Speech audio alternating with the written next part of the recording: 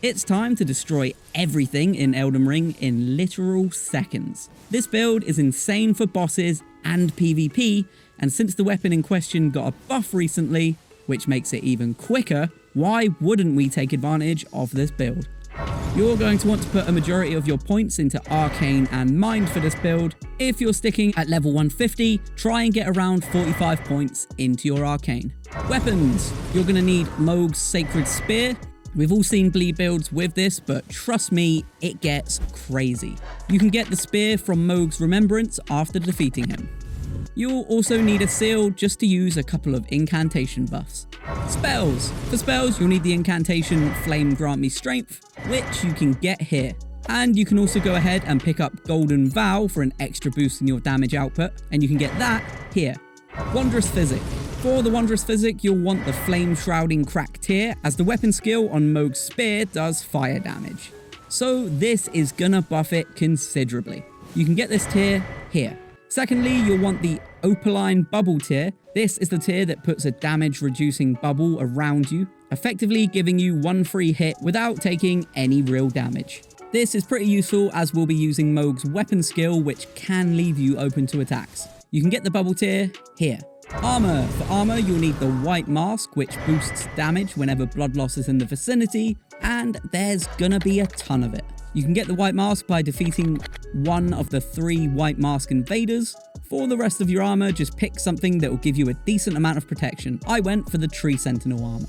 Great Rune. For the Great Rune, you'll want to use Mohg's Great Rune, which gives you a huge blood loss buff to your summons, and you'll be summoning in your Mimic tier, which will already be doing crazy damage because they'll be using everything you have.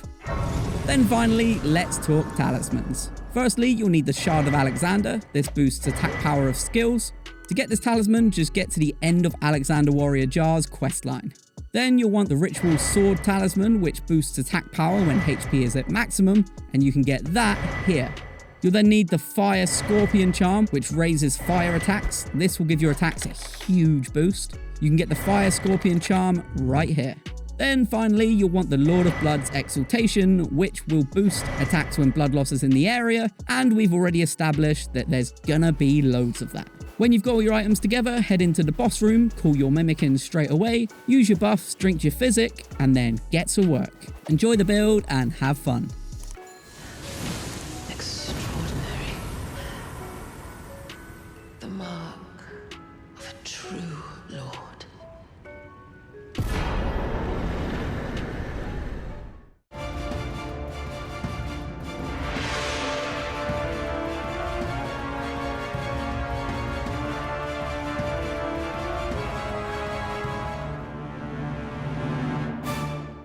For anyone out there that wants to get a little more villainous and Star Warsy, this build is definitely for you. Not only does it look really cool in action, but it actually dishes out crazy damage extremely quickly. So let's talk stats. Arcane, Arcane, Arcane. I don't care what else you put your stats into, whatever your Arcane is, it's not enough. Pump those numbers up. Those are rookie numbers in this racket.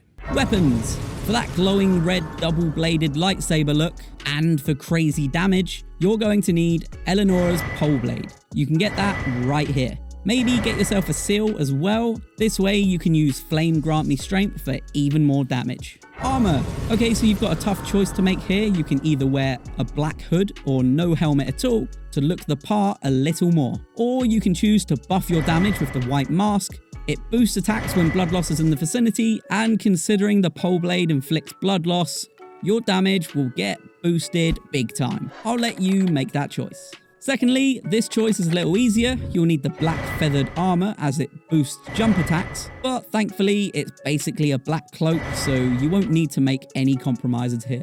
For the arms and legs, go for something that gives a decent amount of armor without causing you to fat roll. I went for Malekith's armor. Great Rune. As you'll be dishing out a lot of damage very quickly, you won't have much time to block or heal, so be sure to go for Melania's Great Rune.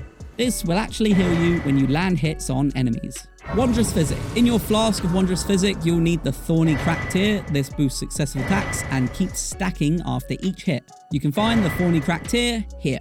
Secondly, you'll want the Flame Shrouding Crack tier, which will boost the fire damage inflicted by the Poleblade. You can get the Flame Shrouding cracked here.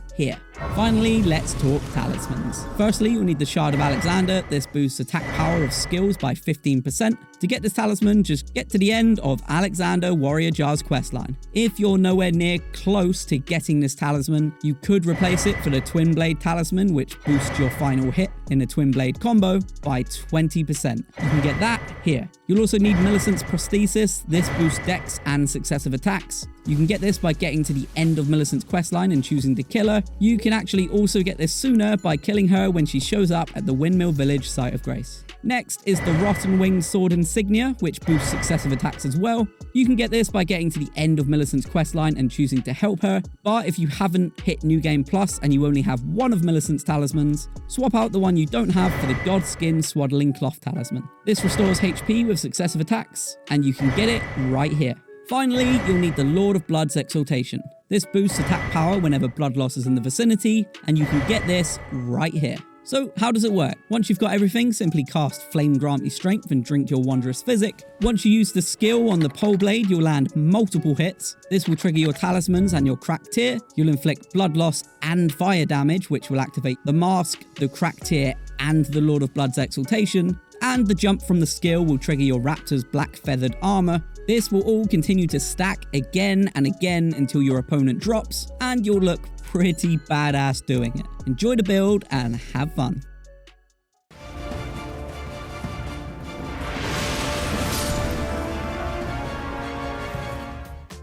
There are plenty of builds out there in Elden Ring. Some of them overpowered, some of them, well, useless. But no other build can come close to how much damage you get using this one.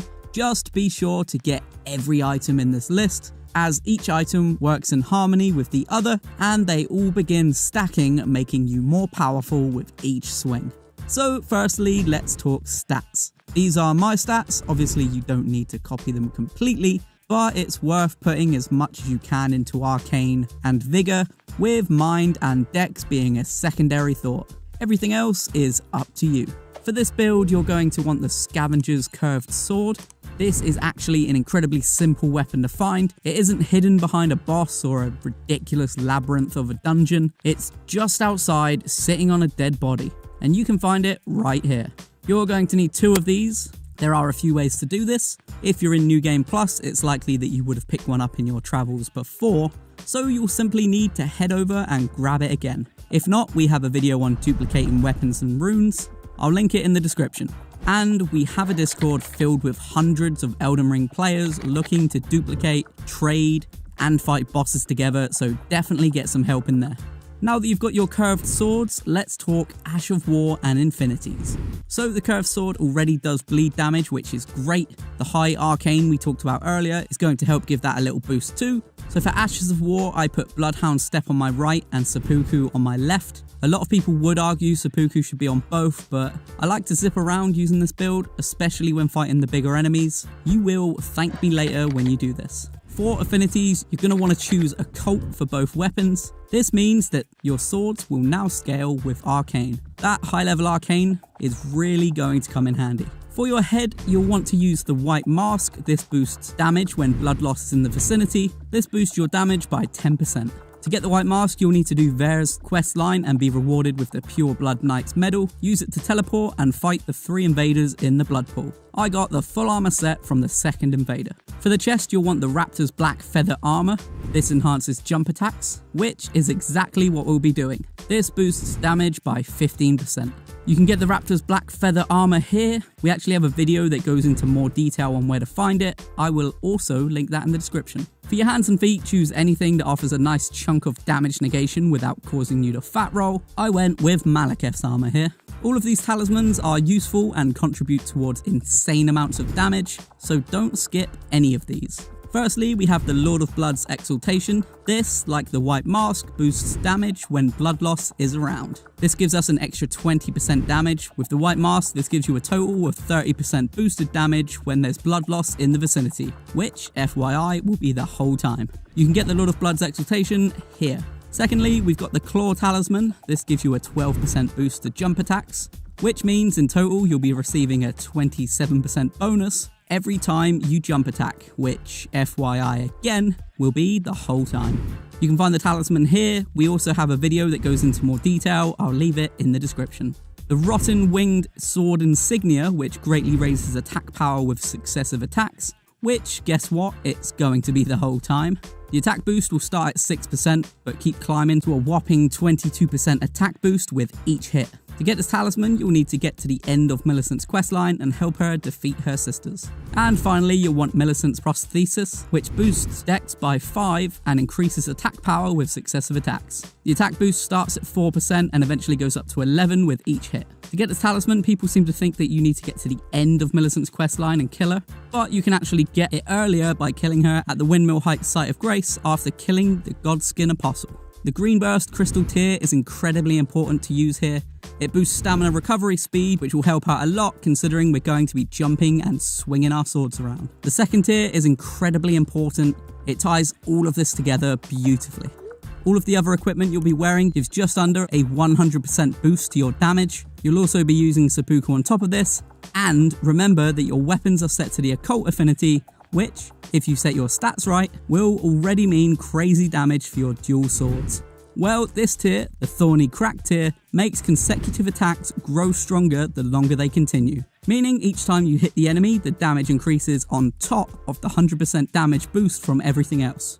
I'm pretty sure there are more intricate and impressive ways that these items are stacking together, but I don't have a calculator to hand and you don't care. So let's just say big damage. So how does this build work? Well, before you walk into the boss room, get seppuku done, drink your flask of wondrous physick, head in and just start jumping at the boss and hitting L1 for PlayStation and LB for Xbox.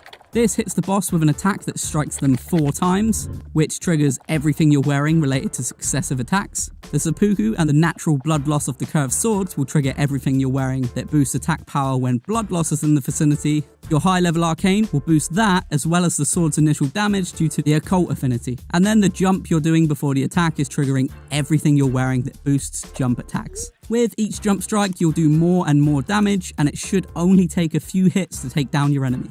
And as a very helpful tip to all the viewers that have stuck with me, use the Mimic tier summon with this build. The fact the summon has all of this equipment as well doubles the rate in which you kill the bosses. Not only are they a great distraction for letting you get in those extra hits, but they are great at keeping the blood loss going for your attack buffs. Enjoy the build and have fun.